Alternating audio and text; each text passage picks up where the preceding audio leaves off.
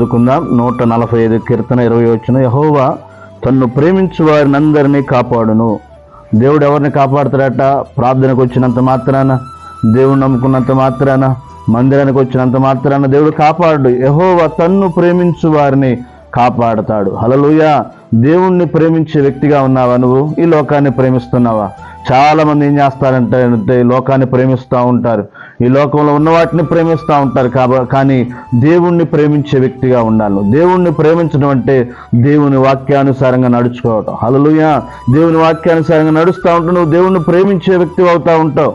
యెహోవా తన్ను ప్రేమించు వారిని అందరినీ కాపాడుతాడు. దేవుడు నిన్ను కాపాడాలంటే ఆయన ప్రేమించే వ్యక్తిగా ఉండాలి, ఆయనకు మొదటి స్థానం ఇచ్చే వ్యక్తిగా ఉండాలి, ఆయన మీద నువ్వు ఆశ పెట్టుకునే వ్యక్తిగా ఉండాలి, దేవుని కొరకు నిలబడే వ్యక్తిగా, ఆయన ప్రేమించే వ్యక్తిగా, ఆయన వాక్యానుసారంగా నడిచే వ్యక్తిగా ఉంటే దేవుడు నిన్ను కాపాడుతాడు, దేవుడు నీకు తోడై ఉంటాడు, దేవుడు నిన్ను బలపరుస్తాడు.